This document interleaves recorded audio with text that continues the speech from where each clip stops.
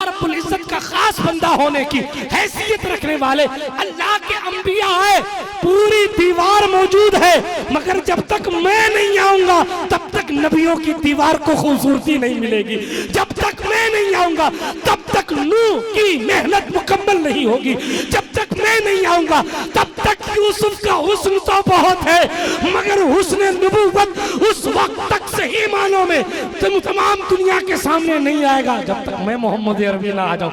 ये मेरी हैसियत है। इसीलिए कहा सब चमक वाले उजलों में चमका, अंधे शीशों में चमका हमारा नबी। आप सोचिए हमारे हुजूर कितने इंपॉर्टेंट, जमाने तक इंतजार कराया गया। नबी आखिर ज़मा आएंगे आएंगे आएंगे आए। कितने साल गुजर गए, 1 साल नहीं, 2 साल नहीं, 3 साल नहीं, कई 100 साल बल्कि हजारों साल गुजर गए। और ये सूरज इंतजार करता रहा कि वो कब आएंगे जिसके नूर से मुझे सदका मिला। ये चांद इंतजार करता रहा वो कब आएंगे जिसके चेहरे को देखने के लिए, बल्कि जिसकी उंगली के इशारे से अपने सीने को चीरने के लिए मुझे ऑर्डर दिया गया है। ये सितारे इंतजार करते रहे कि हमारी टिमटिमाहट का जो वजूद है वो जिसके सदक़े है वो कब आएगा। अल्लाह अकबर। सौर का गार इंतजार करता रहा, वहाँ के पत्थर अपने मुकद्दर पर मचलते रहे, वो कब आएंगे और अपने कदमे नाज मेरे सीने पे रखेंगे। मक्का की वादियाँ मचल मचल कर आमद रिसालत माब अलैहिस्सलातु व तस्लीम के लिए बेकरार होती रहीं।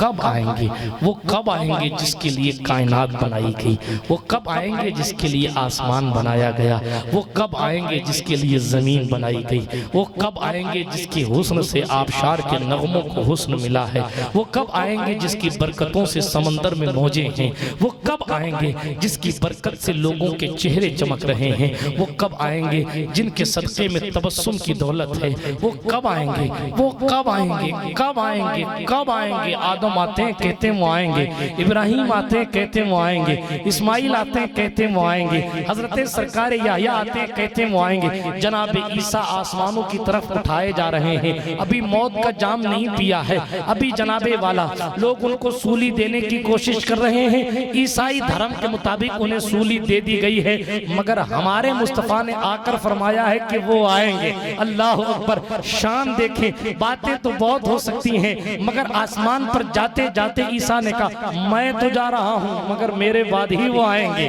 वो आएंगे, वो आएंगे। ईसा नाम बता कर गए, उनका नाम अहमद होगा, वो आएंगे।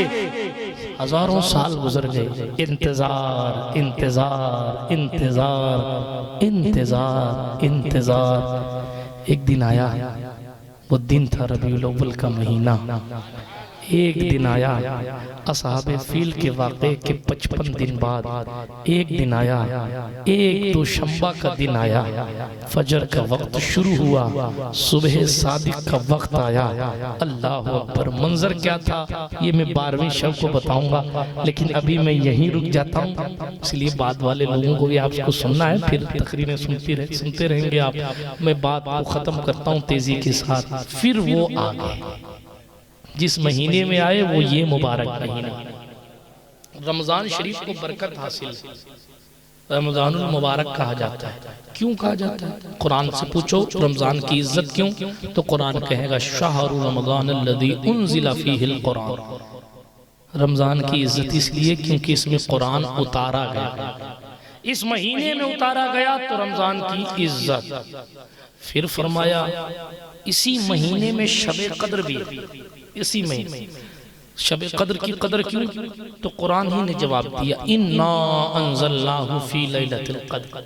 शबे कद्र कद्र वाली इसलिए है क्योंकि इसमें कुरान उतरा। कुरान उतरे तो रात कद्र वाली हो जाए, रात के साथ साथ महीना भी कद्र वाला हो जाए। अगर वो सीने वाला नहीं आता जिस पर कुरान उतरा है तो फिर रमजान का वजूद क्या होता। अगर वो नहीं आता जिसने कुरान मुकद्दस को अपने क़ल्बे अतहर पर रखा है, जिस कुरान का मामला ये है लौ अंज़लना हाज़ल कुरान अला जबल लरअयतहु खाशिअन मुतसद्दिअन मिन खशियतिल्लाह। अगर रब्बे काबा फरमाता है इस कुरान को अगर हमने पहाड़ पर उतारा होता, खशियत इलाही की वजह से पहाड़ रेजा रेजा हो जाता। पहाड़ की इस्तिकामत और है, मुस्तफ़ा के कल्ब की इस्तिकामत और है। अलम नशरह लका सदरक का ताज लेकर मुस्तफ़ा जान रहमत ने सूरह फातिहा से लेके वन्नास तक, या यूं कह ले इकरा बिस्मि रब्बिक से लेके अल यौम अकमलतु लकुम दीनकुम तक सारी की सारी आयतें अपने कल्ब अतहर पर रखनी। अल्लाहु अकबर कबीरा। मैं आपको कहना चाहूंगा जब शबे कद्र कुरान के नाजिल होने की वजह से कद्र वाली रात है और रमजान कद्र वाला महीना है, तो हुजूर के आने वाला महीना रबीउन नूर कितना कद्र वाला हो। रबी का माना ही बहार है। रबी का माना क्या है? बहार। रबी का माना बहार का मौसम, ठीक है। एक तो पहले से वो मौसम बहार था और फिर उसमें नूर आ गया तो रबीउन नूर हो गया। अब नूर ही की बहार, इधर देखो नूर उधर देखो, कितना नूर था ये शबे नूर में बताऊंगा इंशाअल्लाह। अभी तो मैं तेजी के साथ बात को खत्म कर रहा हूँ। कुरान अभी मैंने आयत का पूरा तर्जुमा नहीं किया, वक्त पूरा हो गया। अब मैं बात को खत्म कर रहा हूँ चूंकि दामने वक्त में गुंजाइश बाकी नहीं है। फिर इंशाअल्लाह कभी आया तो इस पर गुफ्तगू करूंगा। बात सिर्फ इतनी है कि अल्लाह के रसूल का तशरीफ लाना हमारे लिए और आपके लिए बहुत बड़ी नेमत, वो हर आलम की रहमत है, किसी आलम में रह जाते। ये उनका करम है कि ये आलम पसंद आया, ये आलम पसंद आया। ये हुजूर अलैहिस्सलाम का एहसान है कि उन्होंने इस आलम को पसंद किया और तशरीफ लाए। इसीलिए उलमा फरमाते हैं हुजूर अलैहिस्सलातु व तस्लीम का अर्श पे जाना ताज्जुब की बात नहीं है। वो हजारों साल नूरी ड्रेस में, लिबास नूरी में, अल्लाह के कुर्बे खास में रहकर फिर 63 साल के लिए इंसान बनकर तकलीफ उठाकर हमारे लिए तबलीग करना, ये बड़ी एहसान है। वो तशरीफ लाए और इस शान के साथ लाए। मैंने क्या पढ़ा, आए तुम्हारे पास रसूल जो तुम में से, एक दूसरी क़िरात में है मिन अनफुसिकुम, एक क़िरात में है मिन अनफुसिकुम। तुम में जितने साफ सुथरे लोग हैं, तुम में जितने अच्छे अच्छे लोग हैं, तुम में जितने साफ लोग हैं, तुम में जितने नजाफत वाले लोग हैं, तुम में जितने नफीस लोग हैं, जितने उम्दा लोग हैं, उन तमाम उम्दा लोगों में सबसे उम्दा बनाकर तुम्हारे पास भेजा। उन तमाम सुथरे लोगों में सबसे ज्यादा नफीस बनकर मुस्तफा तुम्हारे पास तशरीफ लाए। बहुत सारी अभी भी और भी खूबियां बाकी हैं। अज़ीज़ुन अलैहि मा अनित्तुम हरीसुन अलैकुम बिल मुमिनीना रऊफ़ुर रहीम। शान हुजूर की कौन कमा को बयान कर सकता है। जिंदगियां खत्म हुई और कलम टूट गए, मगर तेरे औसाफ का एक बाब भी पूरा न हुआ, बाब भी पूरा न हुआ। मैं आपको फ़कत इतना कहकर रुखसत होना चाहता हूँ। ये मुबारक महीना हमारे लिए और आपके लिए कीमती है। हम इसमें अपनी मोहब्बत का इजहार करते, बेटी की हैं फला फला अच्छे काम पर खुशी करते हैं, तो हुजूर की विलादत जब तमाम नेमतों में सबसे अफजल है, तमाम नेमतों में सबसे ज़्यादा ज़रूरी है, तो जब आप इस महीने में रोड से गुजरें तो देखने वालों को लगना चाहिए कि इन गुनाहगारों के लिए कोई शफाअत करने वाला इसी मुबारक महीने में आया। बात समझ आ रही? कोई आसरा नहीं है हमारे पास हुजूर के सिवा, कोई आसरा नहीं, कोई आसरा नहीं, कोई आसरा है ही नहीं, फ़कत हुजूर अलैहिस्सलाम का आसरा है। ना सजदे इतने हैं कि बचा, और सजदे हो भी तो भी जनाब हुजूर का आसरा ना हो तो सजदे काम नहीं आते, हुजूर का सहारा ना हो तो सजदे भी काम नहीं आते। तो हुजूर अलैहिस्सलाम का आसरा लेना ज़रूरी। और हुजूर ने जो तरीक़ा कार बताया है, जो ज़िंदगी जीने का सलीका बताया है, उस ज़िंदगी के मुताबिक हमें और आपको ज़िंदगी गुजारना ज़रूरी है। इसीलिए नमाजों की पाबंदी करें क़यामत के मैदान में। आज आप यहाँ खूब इमामा उमामा टाइट कर लो, सुन्नत है, मना नहीं करता। जुब्बे उब्बे खूबसूरत गुजरात से मंगा के पहन लो, और फिर रबीउल अव्वल के दिन की भी फजर का पता ना हो तो आपका जुलूस में जाना फजर के गुनाह को माफ नहीं कर सकता। बात समझ आ रही है? बिल्कुल 1-2 मिनट में गुफ्तगू को खत्म कर। जुलूस में जाना मुस्ताहब है, जुलूस के नाम पर नमाजें छोड़ना जायज नहीं है। अब जुलूस में चले गए, अभी तो खैर लॉकडाउन चल रहा है, लेकिन हालात ऐसे, अब जुलूस में गए थे तो जोर माफ हो गई, असर माफ हो गई, 12 रबीउल अव्वल के दिन भी लोग क्या सो रहे हैं, साहब सो रहे, काम पे गए। ईद उल फित्र की खुशी भी इस ईद के सदक़े में है, ईद उल अज़हा की खुशी भी इस ईद के सदक़े में।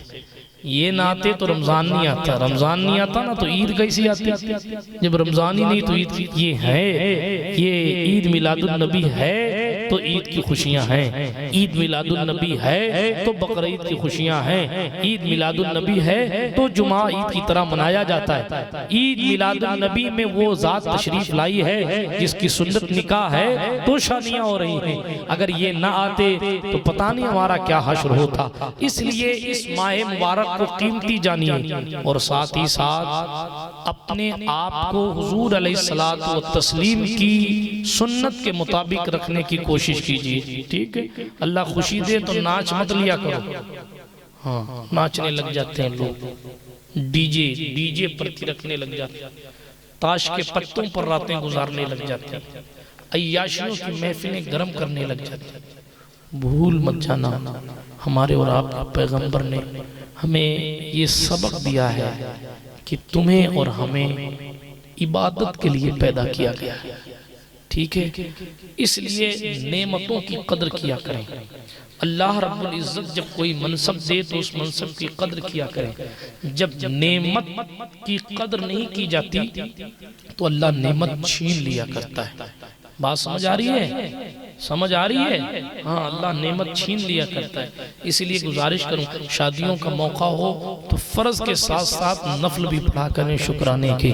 जब खुशी का मौका है, औलाद हो, किसी की पैदाइश हो, तो आप अपने मौला की बारगाह में 2 रकात नमाज शुक्राना पढ़ा करें। ये हमने क्या अपना तरीका बना रखा है कि हम जनाबे वाला नाशुक्री की महफिल में डूब जाते हैं।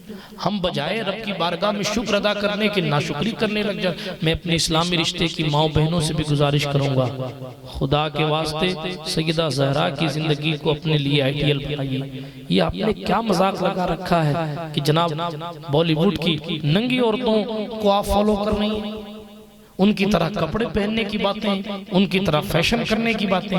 वो तो 4 पैसे लेके कभी चोर बन जाती हैं, कभी पुलिस बन जाती हैं। आप भी इस तरीके की नौटंकियां करेंगे? वो तो कभी इसकी गोद में कभी उसकी गोद में, आप भी करेंगे। बेज़मीरी की इंतहा हो गई। सोशल मीडिया ने हमारी इज्जतों का जनाजा निकाल कर रख दिया। गैरों के साथ औरतें भाग रही हैं। मरोगी नहीं एक दिन, जाना नहीं इस दुनिया से। अब्बा जी कुछ नहीं कहेंगे तो क्या मतलब खुदा भी कुछ नहीं कहेगा? अम्मा छूट देती थी बुराई करने के लिए तो क्या फरिश्ते भी छोड़ देंगे? क्या आप लोगों ने अपनी जिंदगी की रविश इख्तियार कर लिया? यार आप चूड़ियां खरीदने जाती हैं तो सहेलियों से मशवरा करती हैं कि चूड़ी अच्छी लग रही कि नहीं लग रही, ये कपड़ा अच्छा लग रहा है कि नहीं लग रहा, और जीवन साथी चुनने के लिए फेसबुक का सहारा। चूड़ियां उतार के फेंकी जा सकती हैं, इज्जतें लुटने के बाद वापस नहीं आया करती। इसीलिए अपनी जिंदगी में ये ख्याल रखें कि अगर आप किसी की बेटी हैं तो किसी की उम्मतियां भी हैं। अगर आप किसी के घर पली बड़ी हैं तो किसी ने आपको पैदा भी किया है। उस रसूल का भी आप पर हक है, उस खुदा का भी आप पर। बेटी होने का हक अदा करना ही है, बीवी होने का हक अदा करना ही है, लेकिन बंदी होने का भी हक अदा करना है। हमारे पैगंबर अमन ने तशरीफ लाने के बाद जो सबसे पहला काम किया है वो सजदा किया। क्यों हज़रत? सजदा करके कहा रब्बि हवली उम्मती, अल्लाह मेरी उम्मत को बख्श। फिर उसके बाद जब सरकारे हलीमा सादिया की गोद में दूध नोश फरमाने गए हैं तो हमेशा दाईं तरफ से पीते थे, बाईं तरफ कभी मुंह नहीं लगे, क्योंकि अल्लाह ने हुजूर के क़ल्ब अतहर पर ये इल्हाम फरमा दिया था। हलीमा का एक और बेटा है जो मक्का तो नहीं आया है मगर कबीला बनु साद में है। महबूब ने फरमाया हम हक छीनने नहीं बल्कि हकदार को हक देने आए। जमीने कब्जा करने वाले लोग हुजूर की उम्मती होने की बातें करते हैं। आप ये क्यों नहीं सोच सोचते कि आपने 1 फीट भी अगर जमीन कब्जा की, आप चले गए, आपकी औलाद उस जमीन पर काबिज होकर रही, आप तो कब्र में, मगर उस जमीन के कब्जा करने का अजाब आपको कब्र में दिया जा रहा है। आप क्यों भूल जाते हैं कि आखिर हम वो लोग तो नहीं, वे मर जाएंगे तो अगले जन्म में बंदर बनाए जाएंगे। हमारे यहाँ तो पुनर्जन्म का कोई कॉन्सेप्ट ही नहीं है।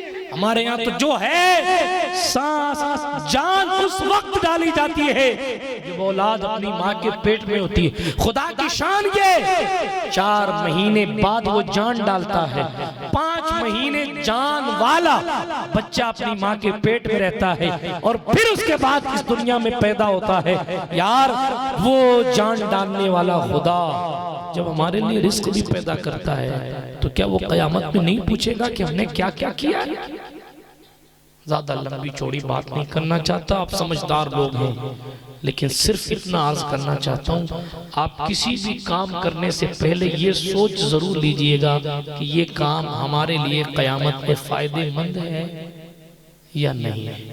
इसलिए कि दुनिया की जिंदगी तो सिर्फ 60-70 साल की, वहां का एक एक दिन 50-50 हजार साल का है।